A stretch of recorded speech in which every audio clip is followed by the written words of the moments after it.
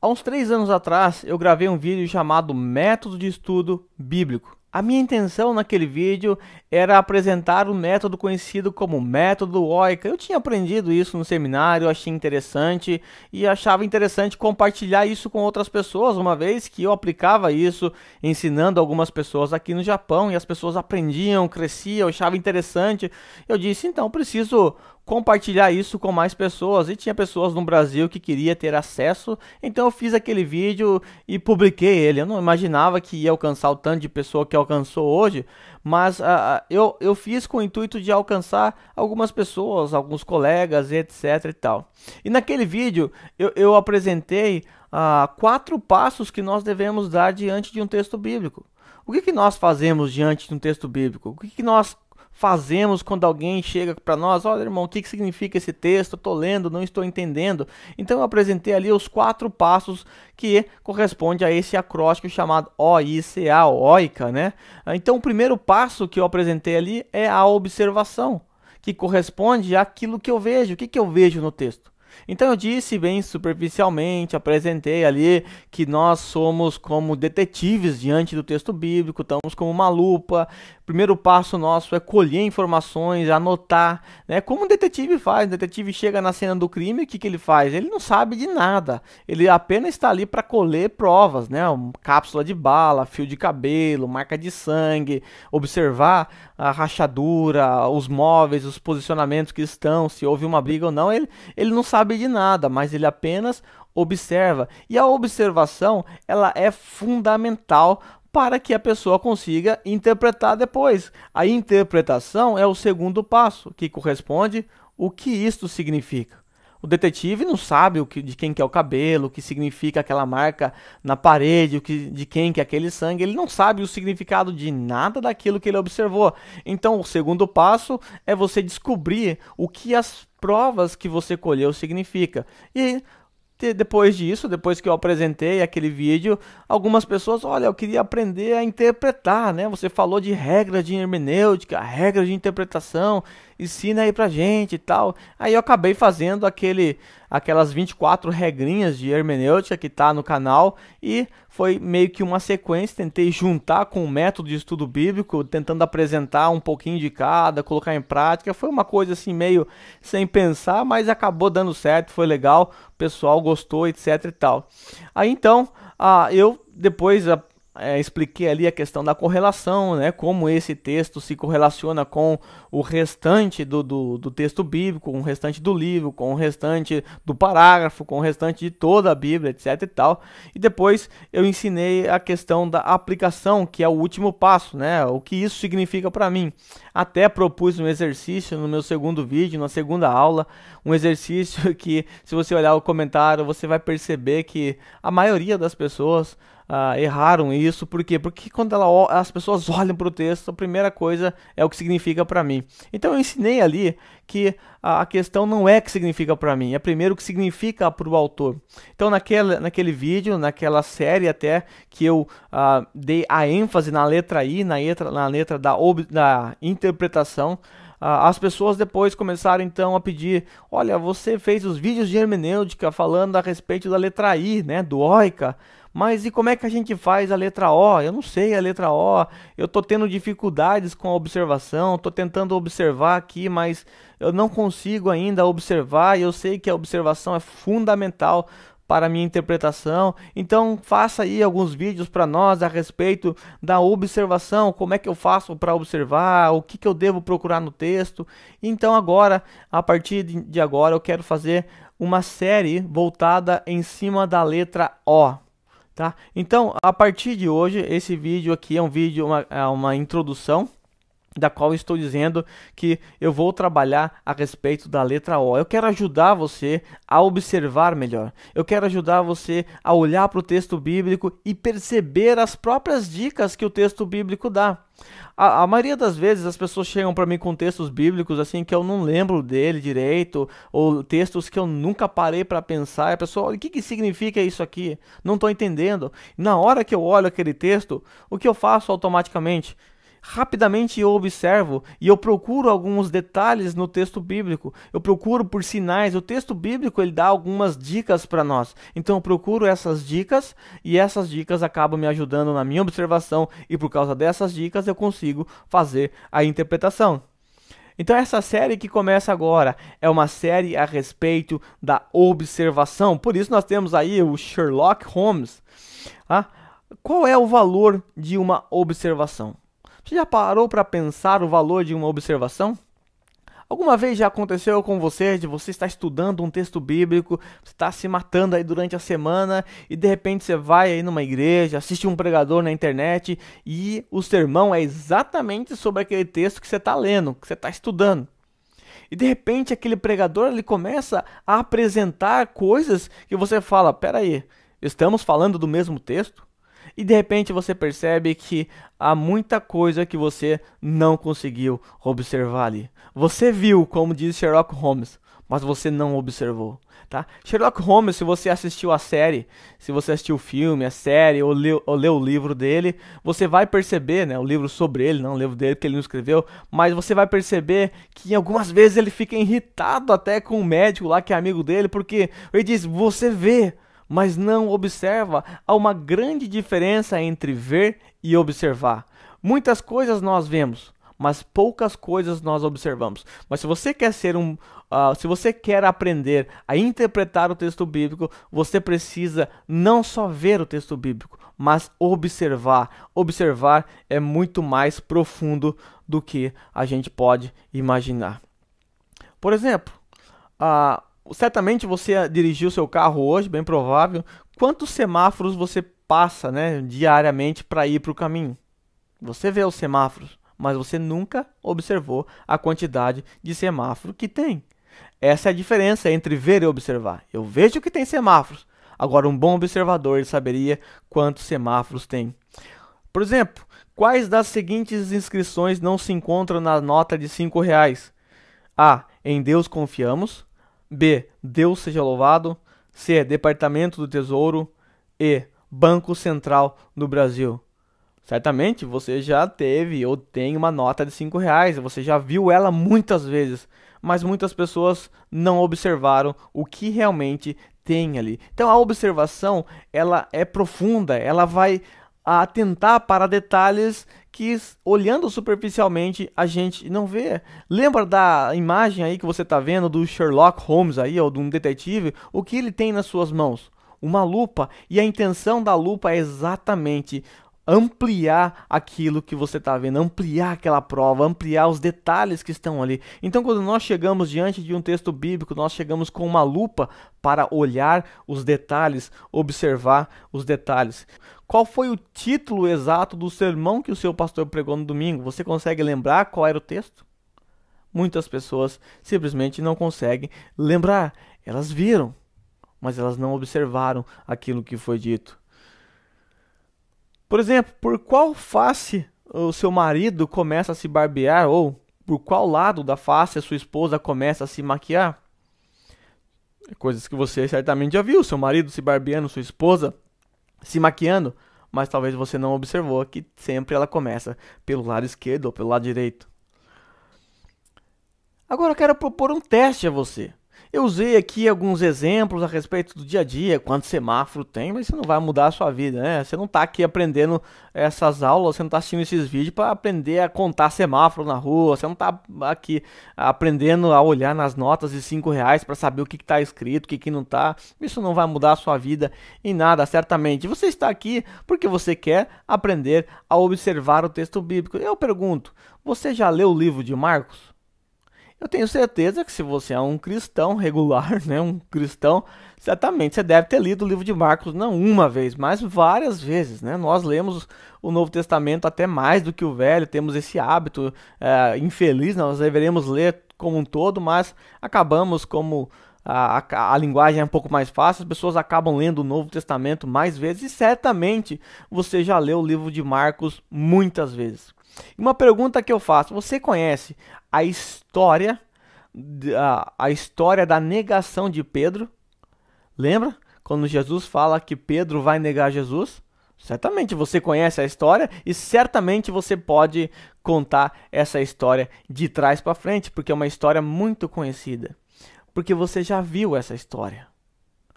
Mas será que você conseguiu observar essa história? Então eu faço a seguinte pergunta em cima dessa história da negação de Pedro. E me indique aí a alternativa correta. Alternativa A. Pedro negou Jesus após o galo cantar 3 vezes. Essa é a alternativa A. Pedro negou Jesus após o galo cantar 3 vezes. Alternativa B. Pedro negou 3 vezes antes do galo cantar 2 vezes. C. Pedro negou 3 vezes Jesus após o galo cantar 3 vezes. Letra D. Pedro negou Jesus 3 vezes antes que o galo cantasse uma vez.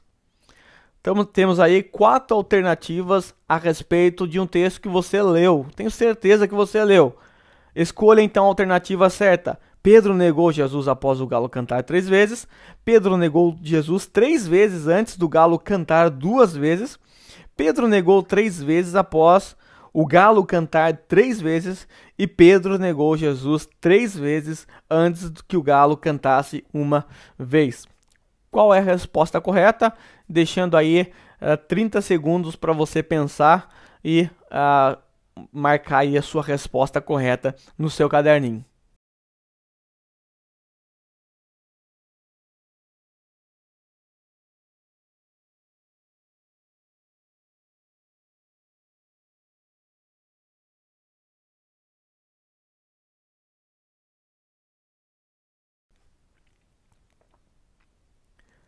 Bem, certamente, se não falha aqui essa minha bola de cristal, certamente a opção mais votada aqui, provavelmente, é a sua opção, é a opção D. Bem provável que você tenha optado pela opção D, que diz que Pedro negou Jesus 3 vezes antes que o galo cantasse uma vez, tá? Porque a primeira diz que negou após o galo cantar 3 vezes, né? O galo não cantou 3 vezes, né? A Bíblia não fala que o galo cantou 3 vezes. A Bíblia fala que Pedro negou 3 vezes. Bem provável você tenha descartado a opção B, porque aqui aparece nos que o galo cantou 2 vezes, né? Parece estranho isso, né? Um galo cantar 2 vezes, né? Parece-nos que isso não está no texto, será? Não sei, talvez. Talvez você tenha descartado isso. Letra C. Pedro negou 3 vezes Jesus após o galo cantar 3 vezes, né? 3 e 3, o galo cantou 3, Pedro negou 3, né? Então parece-nos um pouco estranho aqui, né? A letra A e essa aqui é um pouco parecido. Pedro negou Jesus após o galo cantar 3 vezes. Aqui fala que negou 3 vezes, né? Após o galo cantar 3 vezes. E a opção D parece ser a mais razoável, né? Pedro negou Jesus 3 vezes. É isso que o texto mostra, 3 vezes antes que o galo cantasse uma única vez. Bem, qual resposta está correta? A resposta correta, por incrível que pareça, é a letra B. Pedro negou Jesus 3 vezes antes do galo cantar 2 vezes. Foi pego de surpresa? Talvez você esteja assustado e falando, não, que é isso, meu irmão? Você está viajando na maionese, o texto bíblico não fala isso. De onde você tirou essa ideia? Bom, como eu disse, certamente você já leu Marcos. E se você ler Marcos 14 e 30, eu coloquei 3 versões aqui. Você pode dizer, a versão que eu uso não tem. Tá ok, eu coloquei 3 versões populares nos dias de hoje para você ver que certamente você viu esse texto, mas você não observou. Respondeu Jesus, eu lhes digo a verdade, esta mesma noite, antes que o galo cante, 2 vezes você me negará 3 vezes, na NVT. Na NVI, respondeu Jesus, asseguro-lhe que, ainda hoje, esta noite, antes que 2 vezes cante o galo, 3 vezes você me negará. Agora na ARA, Almeida, Revista Atualizada, respondeu-lhe Jesus, em verdade te digo que hoje, nesta noite, antes que 2 vezes cante o galo, tu me negarás 3 vezes. Tá aí o texto bíblico mostrando que Pedro, ele negou Jesus, o galo cantar 2 vezes. Você viu isso aqui, porque você já leu o livro de Marcos, mas você não observou, como diria nosso teólogo do momento aqui, o Sherlock Holmes. Só abrindo um parênteses aqui, né, antes que alguém teça aí seus comentários aí no site aí, ou no YouTube, eu sei que alguns manuscritos não consta esse duas vezes aqui, tá? Então não é essa a questão. Eu não tô aqui para discutir se tem que estar lá no texto ou não tem que ou não deveria estar. Essa não é a questão. O que eu quero simplesmente mostrar é que está em todas as versões que foram feitas da língua portuguesa. Por via de dúvida, colocaram ali. E a ideia é que você passou por ele, você leu, mas não conseguiu observar que ali, se está errado ou correto, a presença desse duas vezes ou não, esse não é o caso. O caso é que você não conseguiu observar. Eu quero apresentar a você agora essa imagem, né? É uma imagem que eu quero que você dê uma observada nela. O que você está vendo aí? O que você consegue ver nessa imagem? Bom, se você bater o seu olho rapidamente nessa imagem, se você bater o olho assim, você vai dizer que, olha, se trata de uma árvore desfolhada, uma árvore velha, um tronco aí e tal. Ok, é difícil a gente perceber algumas coisas que estão nessa imagem aí. Talvez a gente conseguiu perceber algumas coisas diferentes aí, algumas fisionomias, alguns rostos, mas a observação, esse princípio, esse método de observação vai ajudar você a colocar o seu foco no lugar correto. Veja o que acontece se eu colocar alguns pontos em locais corretos para você observar. O que você consegue ver aí? Você consegue perceber todos os rostos que aparecem nessa imagem. É a mesma imagem. A sua visão, a sua mente mudou agora. Agora você consegue enxergar um todo, percebendo que essas árvores, nelas está contidas esses rostos que aparecem aí. Então, esse método de observação, esses princípios de observação vai fazer exatamente isso que você viu na imagem. Colocar pontos em locais estratégicos, fazendo você enxergar um todo. Batendo o olho agora você consegue ver a imagem como um todo, você consegue ver todos os rostos. Na imagem anterior você tem que forçar muito a sua mente e tentar encontrar os rostos obscuros ali, mas agora com essas pontuações, esses pontos vermelhos, você consegue simplesmente bater o olho e ver todos os rostos que estão presentes ali. Eu gostaria agora que você olhasse para essa imagem. Eu te dou 30 segundos para você observar essa imagem e depois eu quero fazer algumas perguntas em cima dessa imagem que você está vendo. Vamos lá?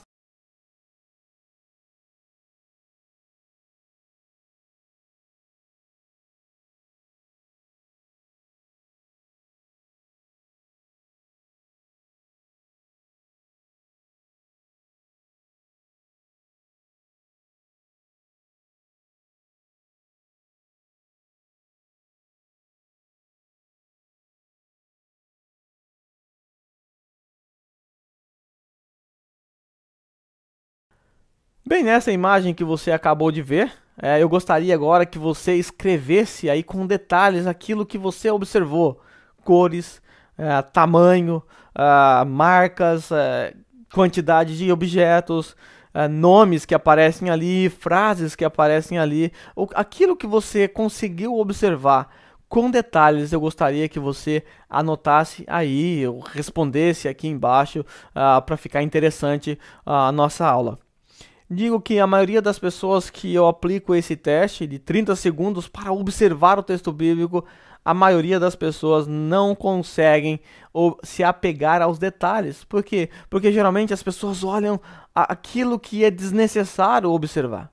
E aquilo que é primordial, aquilo que é importante, que faz você enxergar a imagem como um todo, essas pessoas não conseguem observar. Então, os detalhes acabam passando despercebido, as pessoas não conseguem perceber que o tênis é da Nike, Se você perguntar a cor do tênis, a pessoa não sabe. As pessoas não sabem o nome dos 3 personagens que aparecem ali. Alguns falam que é o Chaves, o Seu Barriga, mas elas conseguem observar que é personagens da série do Chaves, mas não sabe dar detalhes. Por quê? Porque não focou, não colocou a sua lupa ali naquela imagem, não consegue falar a cor do caderno que estava ali. Temos um livro escrito por Spurgeon aqui, as pessoas, a maioria nem consegue lembrar que tinha um livro, mas quem lembra nem sabe do autor, porque não prestou atenção nos detalhes, não percebe que na caneca há uma frase, não percebem as cores que tem a gravata, não percebe que existe uma escova de dente debaixo de uma mesa, a cor do Lego. Por quê?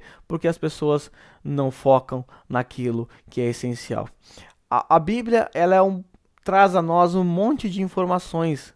O texto que você está meditando, o texto que você está estudando, ele certamente traz inúmeras informações, mas para que você consiga interpretá-lo corretamente, é importante você colocar os seus olhos nas pistas que o texto dá, naquilo que é essencial. E aquilo que é essencial vai fazer você enxergar o texto como um todo. Se você não for um bom observador, você não vai ser um bom intérprete, porque a sua interpretação ela vai ser feita em cima daquilo que você observou. Números de provas, números de observações. Quanto mais observação você fizer, melhor será a sua interpretação, menos chance de você errar.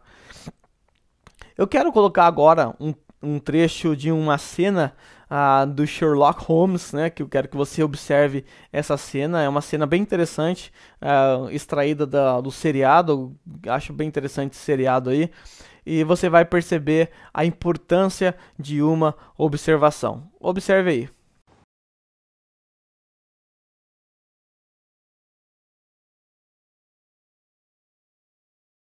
Ok, irmão Glauber, achei muito interessante tudo isso. Achei que realmente nós devemos aprender a observar o texto bíblico, mas como é que eu faço? Por onde eu começo? Bem, irmãos, eu quero começar dando um exemplo, trabalhando em cima de um texto muito conhecidíssimo. Eu vou fazer aqui juntamente com você, você vai tomando nota aí no seu caderninho. Eu quero apresentar as observações de Atos capítulo 1, versículo 8. Aquele famoso texto: mas receberão poder quando o Espírito Santo descer sobre vocês e serão minhas testemunhas em Jerusalém, em toda a Judéia, Samaria, até os confins da terra. Então estamos trabalhando com um texto que todo mundo conhece, texto que você já leu, evidentemente, inúmeras vezes. E agora eu quero trabalhar passo a passo em cima desse texto para nós aprendermos a observar. Lá na frente, nas próximas aulas, nós vamos aprender como observar um parágrafo inteiro. Então vamos começar agora por um texto bíblico, e o texto selecionado é Atos 1:8. Está preparado? Então vamos fazer a nossa observação de Atos capítulo 1, versículo 8. Esse texto que está diante de nós, ele começa com a palavra mas recebereis poder.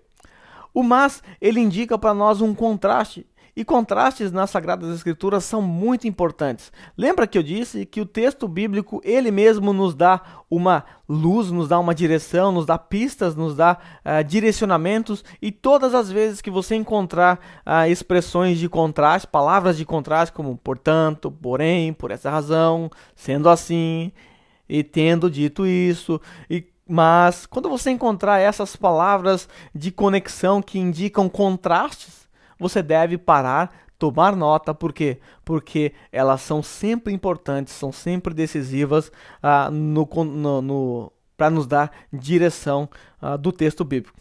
Aqui, a palavra mas nos obriga a fazer uma coisa. O que a palavra mas nos obriga a fazer? Se ela é um contraste, ela deve ser contraste de algo que aconteceu. E o que aconteceu certamente está atrás dela. Então nós temos que ir para o contexto. E eu aqui escolhi um capítulo e comecei com um versículo solto, um contexto, um versículo aleatório, e nós não devemos fazer isso nunca. Tá? Isso é perigoso, isso pode te fazer interpretar o texto de maneira equivocada. Nós sempre devemos começar pelo começo. Tá? Nunca solto pelo meio assim, isso é muito perigoso. Então, já que nós estamos bem próximo do início do livro, bem próximo do começo, então vamos no contexto voltar para o princípio do livro. O versículo começa mencionando o primeiro livro. Que sobre investigação nós descobrimos que se trata do quê? Do Evangelho de Lucas. Tá? Esse primeiro livro que aparece aqui nos primeiros versículos, nós descobrimos por investigação que se trata do Evangelho de Lucas. Então eu descubro que Atos é uma continuação do Evangelho de Lucas. Sendo assim, já descobrimos também que Lucas é o autor de Atos. Então você toma nota, você começa a anotar aí. Atos é a continuação do Evangelho de Lucas, Lucas é o seu autor, e uma pergunta precisa ser feita. A pergunta é: quem era Lucas? Todas as vezes que você deparar num texto que você está investigando com uma pessoa, com um personagem, você precisa perguntar quem era esse personagem e colher o máximo de informações que você puder a respeito de tal pessoa. Bem, não tenho tempo aqui para falar a respeito de quem era Lucas, né? Para tecer um estudo biográfico a respeito de Lucas. É interessante que você o faça. Não é o caso nosso agora, não dá tempo. Mas eu vou indicar um livro para você. O livro é Quem é Quem na Bíblia Sagrada. E está aparecendo a imagem desse livro para você aí na tela. Então você compre esse livro, vai te ajudar muito. Então apareceu um personagem ali, Jesus está com Nicodemos conversando. Opa, quem é Nicodemos? Então, você vai lá no livro, em outras fontes também, evidente, e procure saber quem é esse personagem. Vai te ajudar muito na sua investigação. E também nós, na nossa investigação aqui do contexto, nós descobrimos que Lucas e Atos têm o mesmo assunto.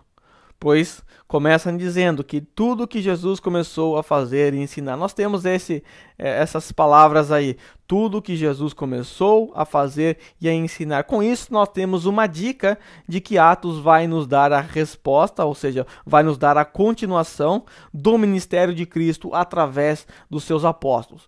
Então, tudo que Jesus começou a fazer é relatado no Evangelho de Lucas, e agora Lucas em Atos vai continuar nos mostrando que tudo que Jesus começou a fazer e ensinar vai ser continuado através da vida dos apóstolos. Nós descobrimos também que Lucas e Atos são direcionados à mesma pessoa, que aparece nos primeiros versos do livro, Teófilo. Mais uma vez, precisamos e devemos responder a pergunta. Lembra quem era Teófilo? Aí você vai lá para o seu livro, vai para suas pesquisas, faz um perfil biográfico de Teófilo, quem era, todo quanto é informação que você puder colher a respeito de Teófilo, você anota e isso vai ajudar muito. Nós descobrimos que esse Teófilo, por exemplo, no verso 3 de Lucas, ele era chamado de Excelentíssimo Teófilo. Isso pode nos indicar alguma coisa. Pode nos indicar que ele tinha um título e posição de grande proeminência na sociedade romana, né, pela forma em que o Lucas se dirigiu a Teófilo, ó excelentíssimo Teófilo. E nós observamos também que em Atos ele apenas chama de Teófilo. Bom, nós não sabemos o porquê, você vai pesquisar por que em Lucas ele era excelentíssimo e agora ele não é mais excelentíssimo, ele chama de Teófilo. Bom, você não sabe a razão exata, mas você chega aí a duas possibilidades. Talvez Teófilo tenha perdido a sua posição devido à sua conversão. Essa é uma possibilidade, ainda que remota, mas é uma possibilidade. Ele se tornou um cristão, perdeu sua posição e por isso já não era mais de alta posição. Então Lucas já não se refere a ele como excelentíssimo. Ou talvez devido à familiaridade de Lucas com Teófilo, se tornaram próximos a ponto de não requerer mais certas formalidades. Então nós não sabemos a razão, mas você pesquisa aí, coloque todas as possibilidades. Essas duas aí podem estar escrito aí nas suas possibilidades. Nós observamos no versículo 6 que é feito ao nosso Senhor Jesus uma pergunta. Então nós temos uma pergunta a Jesus e Jesus vai dar uma resposta. E nós observamos que Jesus responde de forma positiva e negativa. Então nós temos um diálogo, nós temos uma pergunta, nós temos uma resposta e a resposta ela é positiva e negativa. Negativo. Jesus diz a respeito do reino: não lhes compete saber os tempos ou as datas que o Pai estabeleceu pela sua própria vontade. Então nós temos uma resposta do Senhor negativa e nós temos uma resposta positiva. A resposta positiva está no texto que nós estamos observando, que começa com mas. Mas vocês vão receber poder. Então ele dá uma resposta positiva. A negativa não compete a vocês saber. Positiva, mas vai chegar um tempo que vocês vão receber o poder, vai descer sobre vocês o Espírito Santo, vocês serão minhas testemunhas. Observamos até aqui o contexto precedente.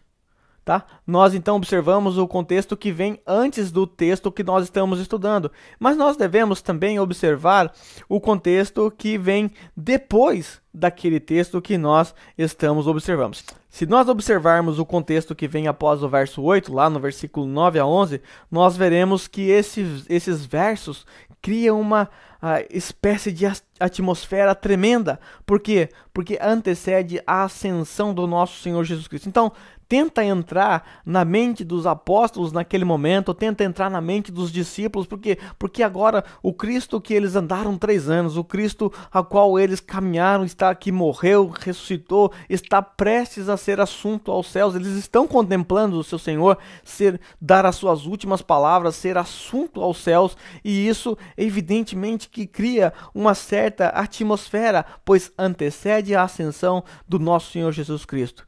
Isso é importante por quê? Esse detalhe é muito importante porque nós temos aqui as últimas palavras que o Senhor Jesus está dando aos seus discípulos. Sabe quando você está assistindo um filme e tem alguém morrendo e de repente aquelas últimas palavras, elas são palavras que vai ajudar a desvendar todo o mistério do filme, são aquelas palavras importantes. Então nós temos aqui palavras importantes. Jesus está dizendo a eles as suas últimas palavras.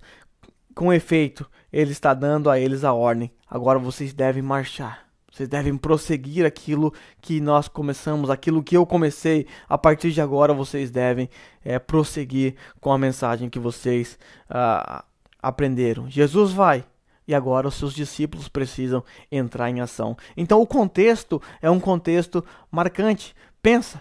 Os seus discípulos estão vendo o seu mestre dar as últimas diretrizes e ser assunto ao céu. Então nós temos uma atmosfera que é muito importante na nossa observação.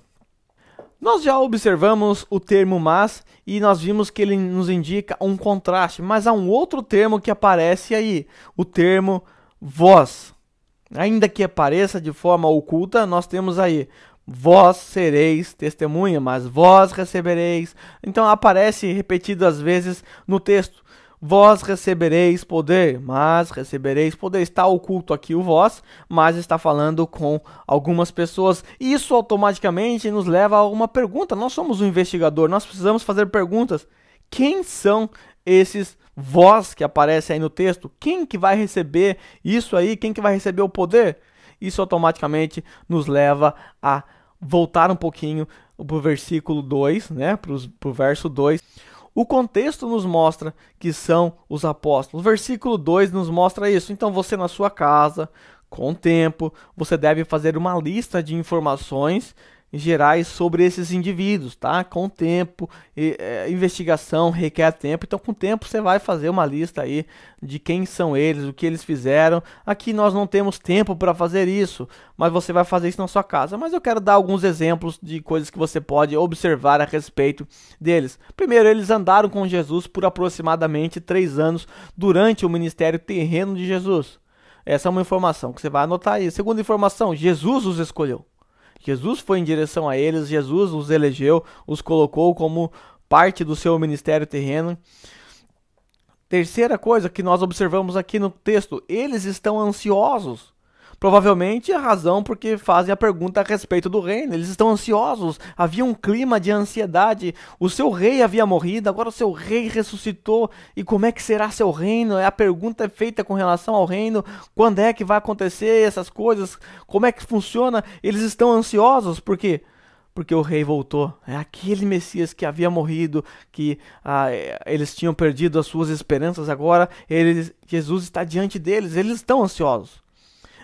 Depois nós descobrimos que todos eles são judeus, então você toma nota, todos eles, Jesus chamou todos os judeus, muitos deles são ou foram pescadores, né? Então você vai tomando a sua lista e certamente essa sua lista pode ser aumentada. O ponto é, Quando você se deparar com algum personagem, lembre-se, você precisa, eu estou repetindo isso, tá ficando chato, mas é para você guardar, você precisa traçar o perfil biográfico do personagem. Isso vai te ajudar muito. E quando, por exemplo, você estuda o capítulo 3 de João, você tem Jesus conversando com Nicodemos. Se você não colher informações a respeito de quem era Nicodemos e o que pensava uma pessoa do tipo de Nicodemos, que era um fariseu, qual era a maneira deles lidar com a religião, você não vai compreender o capítulo 3 de João. Certamente você vai interpretar de maneira equivocada. Então nós temos aqui o recebereis, né? Nós sabemos que temos o vós, que antecede aqui, que está oculto, mas vós recebereis. Mas nós temos um verbo, o verbo receber aqui. E esse verbo que nós estamos observando, nós observamos que ele está num tempo. Que tempo que está esse verbo? Esse verbo está no tempo futuro. Observamos que se trata de algo que eles vão receber no futuro. Mas vocês vão receber no futuro. Eles ainda não haviam recebido aquilo que Jesus está prometendo que eles vão receber. Então você já deve anotar aí que a promessa que Jesus faz a eles é uma promessa que está no futuro. Eles vão receber. Vai chegar um momento que eles vão receber isso que Jesus vai falar a ele. Mas surge outra pergunta. Se vai receber, eles vão receber o quê? O que é que os discípulos vão receber? E o texto nos mostra, recebereis poder. Bom, o que é esse poder? É outra pergunta que você tem que fazer. Você tem que descobrir o que é esse poder. É bem poder, Hadouken, que poder é esse? Bom, algumas traduções até trazem como habilidade, né? Vocês receberão esse poder no sentido de receber habilidades. Então, os apóstolos vão receber habilidades para realizar aquilo que o Senhor estava propondo, designando eles para cumprir. Lembre-se, Atos é a continuação das obras de Cristo contida no Evangelho de Lucas. O que Jesus fez, agora os apóstolos vão continuar com essa tarefa. E eles vão fazer quando? Como? Quando eles receberem o poder, eles vão receber uma habilitação, uma capacitação para agirem. Uma outra pergunta que precisa ser feita é quando? Se está no futuro, será que dá para nós sabermos pelo texto quando isso vai acontecer? Bom, nós temos uma dica, ao descer. Então vai chegar o momento em que o Espírito Santo vai descer sobre eles. E quando o Espírito Santo descer sobre eles, é o momento em que eles serão habilitados a pregar o Evangelho. O texto também nos diz que descerá sobre vós, ao descer sobre vós. O que nós observamos aqui? Nesse sobre vós, nós percebemos que é uma ação externa. Não é uma ação interna, não é uma ação deles, mas é uma ação externa vindo de fora. Vindo de quem? Do Espírito Santo, que concederá esse poder, essa habilidade de forma sobrenatural. Então vai chegar um tempo em que o Espírito Santo, ou seja, uma ação externa, algo de fora vai agir neles, eles de forma sobrenatural receberão, ou seja, vai descer sobre eles o Espírito Santo, de forma que nós temos aqui, então, uma questão de causa e efeito. Mas vocês receberão um poder que vai descer sobre vocês, que é o Espírito Santo, e sereis minhas testemunhas. Causa, vocês vão receber. Vai descer sobre vós o Espírito Santo, vai vir algo de fora de vocês, algo sobrenatural, que é o Espírito Santo. E qual é o efeito? O efeito é que quando isso acontecer, vocês serão minhas testemunhas. E nós precisamos agora definir os termos. O que é uma testemunha? E você anota, faz pergunta, bota uma interrogação no texto, anota o que é isso, o que é uma testemunha, o que faz uma testemunha. E uma definição simples seria alguém que viu algo que pode relatar o que ele viu, o que ele ouviu, o que ele presenciou. E é isso que os discípulos foram. Eles relataram aquilo que eles ouviram de Jesus, aquilo que eles viram. Eles eram testemunhas oculares, eles andaram com o nosso Senhor Jesus. Aí nós continuamos com o nosso texto bíblico e nós encontramos o seguinte: serão apresentados. O texto começa tanto em Jerusalém. Quando nós temos essa expressãozinha tanto, é evidente que aponta para nós que há mais de uma pessoa, mais de uma localidade, mais de um objeto. Quando eu digo tanto eu, quanto você, vamos à cidade. Quando eu começo com tanto, é evidente que eu espero que eu apresente mais de algum elemento. Tanto Taubaté quanto Pinda são cidades do interior do Vale do Paraíba. Então, todas as vezes que eu apresento tanto, é evidente que eu tenho que alistar mais. E aqui nesse texto, esse tanto, ele apresenta para nós mais 4 cidades, né? Mais 3 localidades, aliás, né?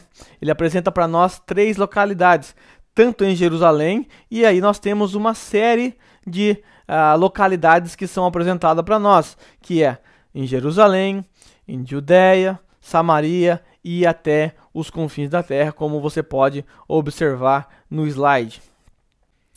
O texto começa com Jerusalém. Lembre-se, você é um investigador, você está colhendo informações. Então, bote aí no seu caderno, na sua Bíblia, uma interrogação. Jerusalém. E comece a fazer pesquisas, comece a aprender a respeito de Jerusalém. Estude um pouquinho sobre essa cidade, desde o seu fundamento, desde o Antigo Testamento, como os judeus foram para ali. Todas essas informações serão muito importante e enriquecedor para você na hora de interpretar. Nós vamos descobrir que Jerusalém basicamente é uma cidade, não dá tempo da gente se aprofundar nesses detalhes. Nós vamos aprender que o templo ficava nela, né? O templo foi destruído, mas o templo ficava nela. Nós vamos descobrir que é onde os discípulos estão nesse exato momento. Atos 1:8 é narrado com os discípulos em Jerusalém, e nós vamos descobrir que também se tornou o lar deles, né? Quando eles começaram em Jerusalém, Jesus estava dizendo para que eles começassem do seu habitat, do local onde eles viviam. Então nós temos aí as cidades que aparecem aí. Também Jerusalém é onde a crucificação de Jesus aconteceu. Então eventos importantes, a última Páscoa, muitas coisas foram narradas, muitos eventos foram narrados em Jerusalém. É uma cidade importante e fundamental. Então é importante que você conheça geograficamente um pouco sobre Jerusalém também. Nós vimos que os discípulos, tendo começado em Jerusalém, eles deveriam ir para onde agora? Para a Judéia. Aí você faz então a sua pesquisa na Judéia, você olha para um atlas, é importante você ter atlas. Depois, no final dessa série toda, eu vou indicar livros, atlas, eu vou indicar material para ajudar você na sua observação. Então agora você, diante de um atlas, aí você descobre que Jerusalém é para a Judéia, que uma cidade é para o seu estado, que São Paulo é para São Paulo, o que, por exemplo, Porto Alegre é para Rio Grande do Sul. Então nós estamos vendo que Jerusalém era a cidade dentro de da maior província chamada Judéia no seu tempo. O Senhor Jesus está fazendo-os mover de dentro para fora, da cidade agora para a sua província. 3 províncias eram centrais no pensamento dos apóstolos: a Judéia ao sul, a Galiléia mais ao norte e a Samaria, que ficava entre um e outro. E se nós observarmos o texto, nós vamos perceber que há uma conjunção, olha aí, como em toda a Judéia, e a conjunção que aparece aí, e Samaria. Então a cidade Samaria aparece aqui para nós, e nós precisamos fazer algumas perguntas. Onde era Samaria? Onde ela ficava? Então você deve olhar no seu atlas aí e observar que ela ficava entre essas províncias que eu acabei de citar aqui. E na sua pesquisa você vai descobrir que os samaritanos eram simplesmente detestáveis para os judeus. Os judeus não gostavam dos samaritanos. Se você ler o capítulo 4 de João, você vai descobrir que quando Jesus se encontra com a mulher samaritana no poço, ela fica absolutamente chocada. Como o Senhor, sendo um judeu, pede a mim, uma mulher samaritana, que lhe dê água para beber?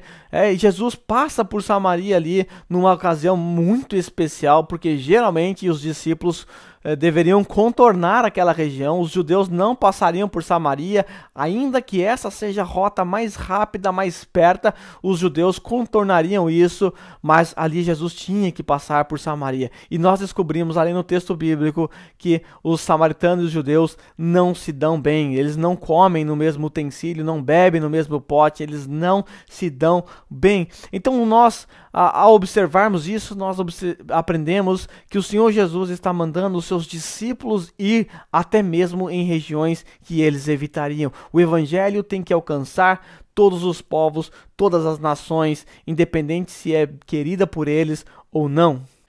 E na parte final do nosso texto nós encontramos até os confins da terra. Agora o Senhor Jesus está dizendo que eles não devem se limitar somente àquela região, mas que eles devem alcançar com o evangelho, com a mensagem de Cristo, alcançar as outras nações também.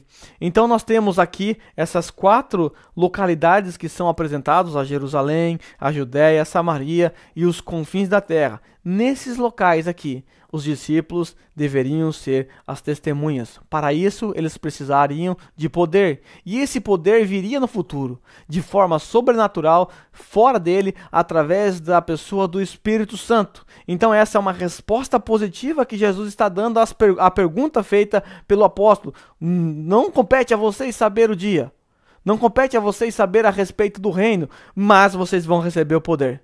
Vai descer sobre vocês o Espírito Santo, vocês vão ser minhas testemunhas em Jerusalém, Judéia, Samaria e até os confins da terra. Então eu faço uma pergunta: é possível que esse texto que nós estamos lendo seja a mensagem central de todo o livro de Atos? É possível que nós estejamos lidando com o versículo que de alguma maneira nos apresenta o perfil de todo o livro? Se nós lemos todo o livro, nós vamos perceber que nós temos aqui sim um esboço de todo o livro. Por quê? Porque se nós lemos Atos capítulo 2, nós vamos descobrir que eles estão em Jerusalém e eles começam ali o seu ministério, eles começam ali a anunciar, a ser testemunhas de Jesus em Jerusalém, por ocasião da descida do Espírito Santo, em que Pedro se põe em pé diante daqueles judeus ou daqueles também que estavam ali prosélitos, vindo de outras partes, e começa a anunciar a respeito do nosso Senhor Jesus. Se nós olharmos para Atos capítulo 8, versículo 1, nós vamos descobrir que eles estão indo ali em direção a essa segunda região que aparece aqui, a Judéia. Eles foram ali não por vontade própria, mas devido a uma forte e grande perseguição que ocorreu ali em Jerusalém. Então eles foram para a Judéia e começaram ali também a pregar o evangelho. É evidente que se nós observarmos o restante do livro, nós vamos perceber que também eles alcançaram Samaria, também passaram por Samaria e por fim até os confins da terra, outras regiões. As viagens missionárias de Paulo está contida nesse livro, de forma que aquilo que nós encontramos nesse texto, eles como testemunha em Jerusalém, Judéia, Samaria e os confins da terra, é cumprido plenamente em todo o livro de Atos. Então, é certo que nós encontramos nesse versículo o esboço de todo o livro, o resumo de todo o livro. Bem, eu sei que foi uma análise um tanto quanto simples, corrida, porque o nosso tempo não nos permite fazer uma análise mais profunda, mais detalhada dos nomes das pessoas, do que elas fizeram, mas observe que nós colhemos aqui muitas informações a respeito desse texto simples que você está acostumado a ler. Texto simples que você já viu várias, inúmeras vezes, e talvez alguns detalhes que apareceram aqui são detalhes que passaram despercebidos quando você fez a sua leitura, assim como passou despercebido a questão do galo cantar 2 vezes em Marcos. Mas é fascinante quando nós fazemos a observação cautelosa, com cuidado, aquela observação empregando o nosso tempo, aquela observação consultando materiais, investigando, tentando descobrir. É muito enriquecedor quando nós conseguimos fazer isso. No final das contas, nós é que crescemos, nós é que aprendemos. Agora imagine você fazer isso em um parágrafo todo. Nós vamos fazer isso mais à frente, na próxima aula, na próxima oportunidade que nós tivermos. Bem, é isso. Nós encerramos essa primeira aula aqui, agradecendo pela oportunidade de ensinar e lecionar sobre essa matéria. Nossa próxima aula eu quero ensinar a vocês princípios para uma boa leitura, porque a maioria das pessoas não conseguem entender o texto bíblico simplesmente por não conseguir ler, por não saber ler. Então eu quero ensinar a vocês algumas técnicas de leitura para que você consiga ler rápido, ler com atenção, ler absorvendo o conteúdo, ler de forma telescópica, ler com propósito, procurando coisas certas, ler aprendendo com o que você está lendo. Até muita gente lê o seu texto ali e tal, termina, lê 100 páginas, fecha, o que você leu, não lembra do que leu, não aprendeu absolutamente nada. A questão não é você ler em quantidade, é você ler com qualidade, absorvendo. E é certo que quanto mais rápido você lê, absorvendo o conteúdo, melhor é. Então você consegue ler muito mais. Então na próxima aula eu quero dar princípios para te ajudar a uma boa leitura. Não tem como, nós estamos observando, não é a cena do crime. Nós estamos observando através de textos que foram escritos. Então uma boa leitura é fundamental para nos ajudar nesse processo. Depois eu quero trabalhar com um parágrafo, né? Nós trabalhamos com um versículo, eu quero fazer uma análise de um parágrafo também, vai ser superficial como foi Atos 1:8, mas vai ser interessante porque nós já vamos trabalhar com um bloco e depois você pode dar um salto maior trabalhando com o livro como um todo, por que não? Depois eu quero na minha terceira aula eu quero apresentar princípios para uma boa observação, né? O que você deve procurar no texto. A grande questão é onde eu devo focar o meu olho, né? Onde eu devo focar a minha observação? O que eu devo procurar no texto, né? Então eu vou apresentar aqui 1, 2, 3, 4, 5, 6, 7, 8 coisas que você deve procurar no texto. E minha última aula vai ser a conclusão. É evidente que nós vamos falar de alguns exercícios, recapitular um pouco do que foi dito e dar uma palavra de conclusão, preparando vocês para a próximo módulo, né, a próxima aula minha, a nossa próxima aula, que será a respeito de correlação e aplicação. Bem, eu fico por aqui e aguardo você na próxima aula.